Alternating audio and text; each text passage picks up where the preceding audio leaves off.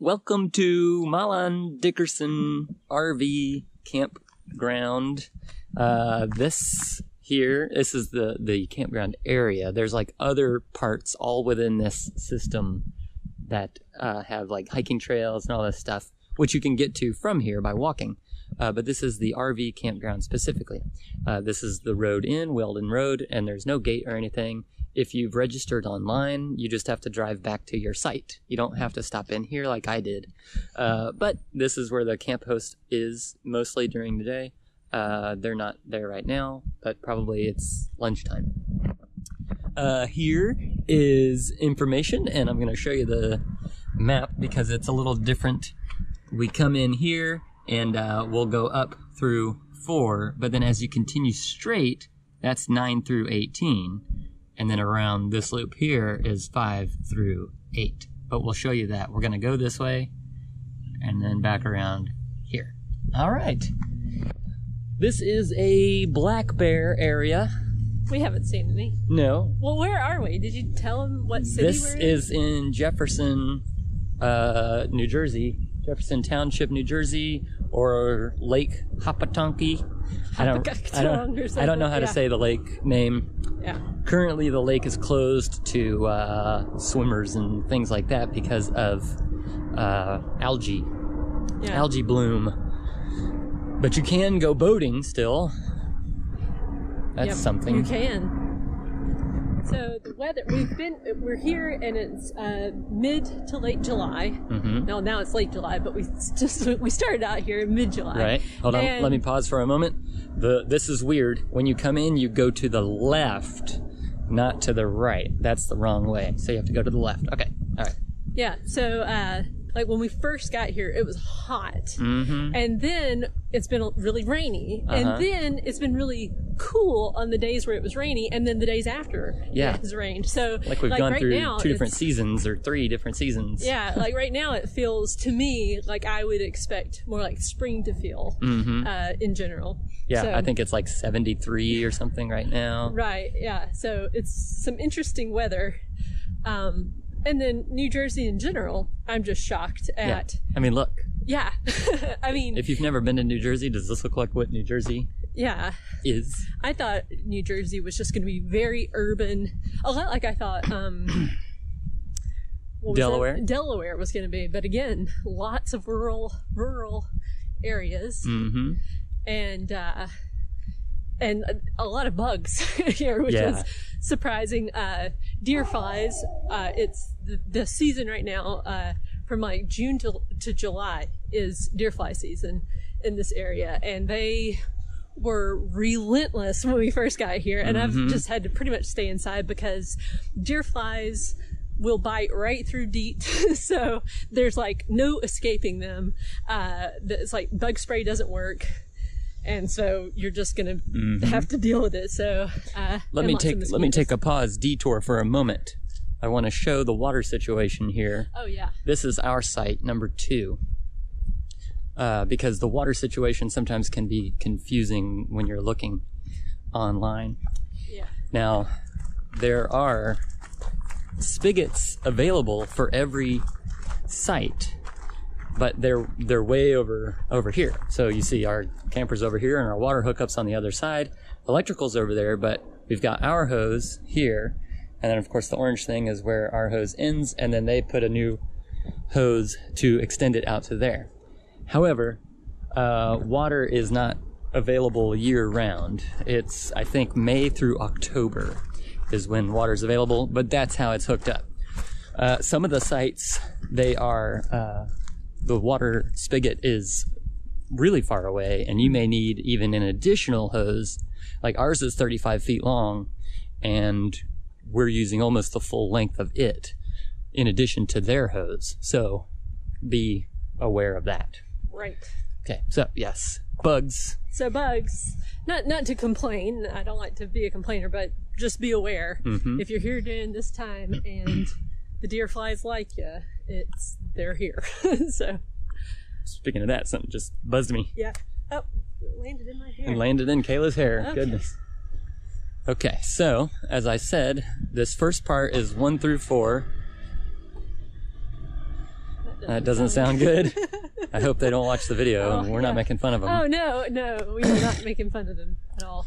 We always, our RV makes a sound, but every time we see somebody backing a fifth wheel out and it's all leaning to the side, we get nervous for them. Oh, the U-Haul people. I was just thinking that. While we were here, that's right. Yeah, we were laying in bed one night, and it was... I was just pointing to the dumpster.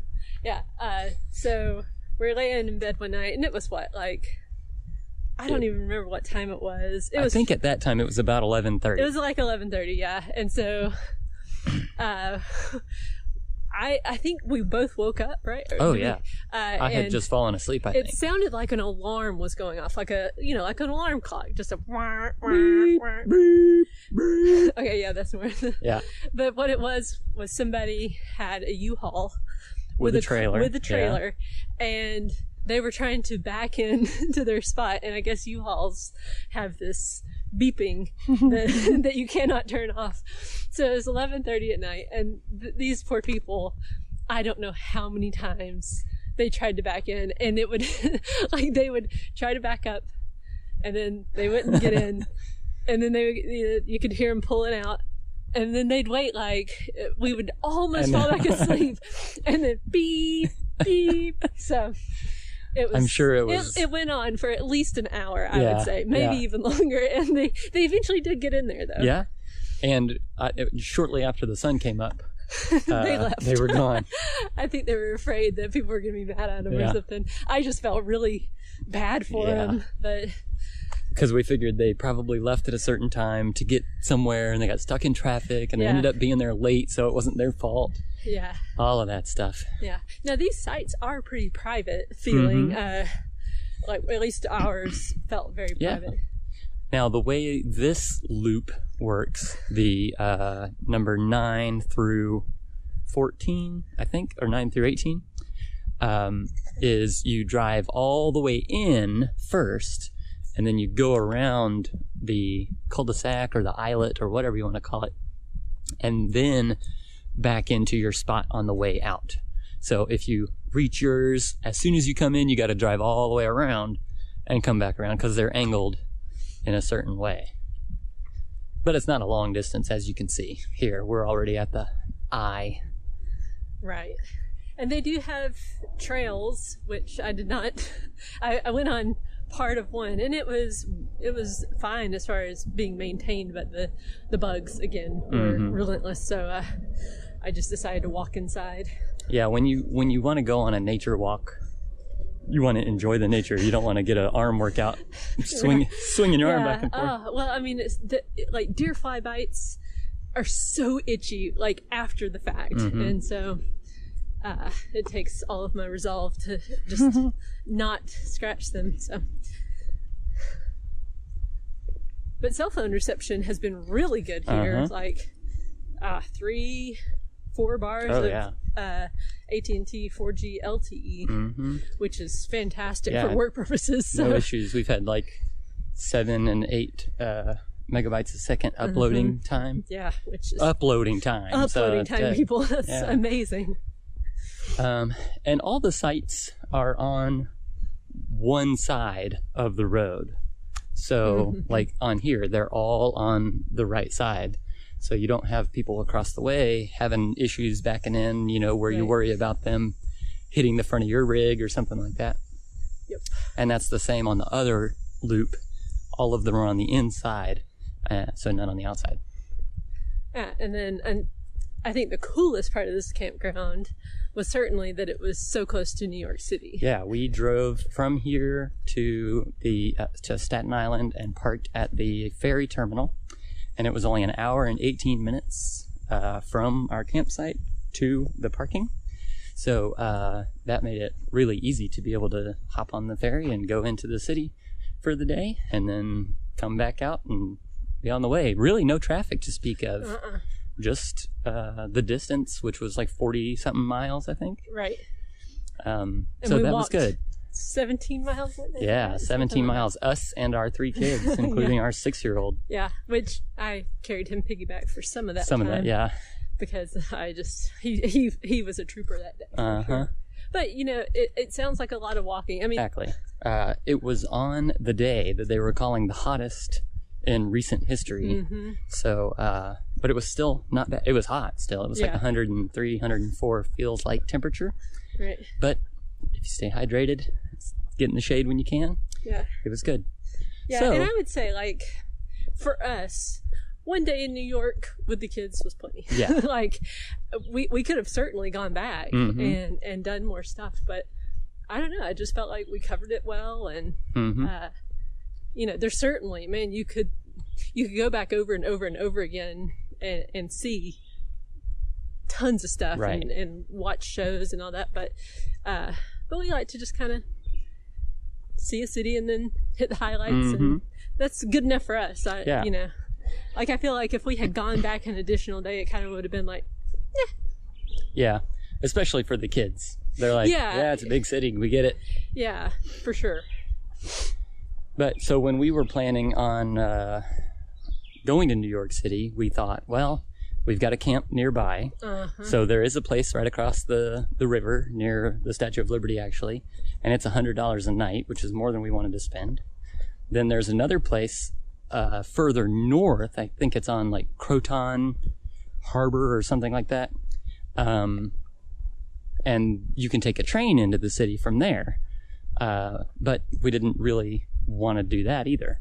Yeah, and it was expensive too per night, I think. Right? Yeah, if you stayed for a month, it was less expensive. It was like $900 for the month. So that's not bad if you're staying for a whole month, but we weren't going to do that. And then there's also a place, I think, in the Bronx, I think, maybe. I'm trying to remember. But it's an old airfield, which is now a campground, but there's no hookups there. Yeah. So it would have been a, Hashtag no thanks. Yeah. And then you'd have to leave your RV there, which apparently it wasn't very well reviewed either. So we decided to just come up here. And then after that is when we realized it was only an hour and 18 minutes to the city. So yeah, it was like this nice little surprise. We did not intend for it to happen the way that it happened, but it was really cool. So here's the shower and bathroom building.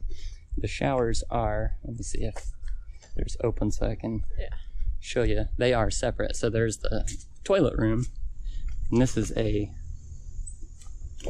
shower room. So it's got a changing area and shower. Nice hot water, good pressure. They're not, fantastically beautiful or updated or anything like that, but they are nice, hot. And they don't fill up your craig tank. Yes, that's right. And so here's the dump station.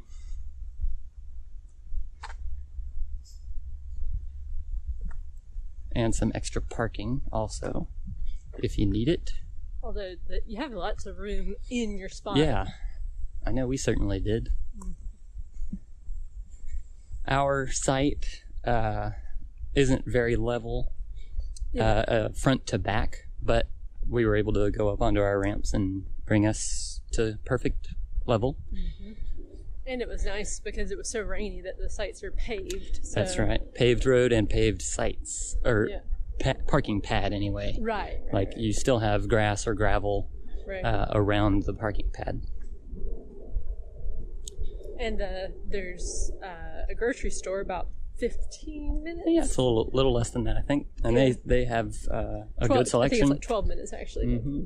They have a good selection of all kinds of stuff. Yeah, but you can't get beer and wine in the grocery stores here, which is so interesing to me. Mm-hmm. I thought, coming from Georgia, that, like we had some of the strictest. I lived in a dry county at one point, and so it's just interesting because I thought we probably had the most restrictive laws and stuff, but here you can't, I guess they don't or can't sell beer and wine in a grocery store. So and we found that in Delaware also. Store, which also feels awkward. I don't know. I just like, I don't like going to that kind of store. I would rather just be able to pick it up at a Walmart. Right. So that's all I mean. That would be nice. Yeah. But there are apparently states like that. Delaware is the same way. You can't pump your own gas here, which we still have not had to deal with because we got gas before we entered the state, and then we're going to get it when we leave. We're going to leave it when we leave. But it's so interesting to me to see how different the state laws are across this country. You've got, states like this where it's like, oh, you can't pump your own gas. Like, they think it's going to be this dangerous thing. And didn't you tell me that you just saw an attendant, like, they have to leave the cars because they're filling up more than one thing. And, like, the guy goes over and lights up a cigarette. Mm-hmm. Right? It's like, this is not safer. But, whatever. Okay, so here is the exit, which, of course, as you're going out, make sure you watch for cars because they're coming in right there. That's a good example, straight through. And then if you need to go back around the loop, you can go this way. So that is Mahlon Dickerson RV Campground. They have a separate campground for tents somewhere, but we don't have a tent, so we don't know where that is. Oh, and there's like playgrounds and stuff. Yeah, you can walk to the playground right over that way. Or there's actually a place that has two basketball courts, tennis courts, a playground, soccer field, baseball field. It's called Ridge Park, and it's only 10 minutes away, and it is nice to go to with the kids. Yep. So, anything else you want to share about this? No, I think it's a great place to stay if you want to visit New York City. Absolutely. Yeah, for sure. Yeah. All right. See ya.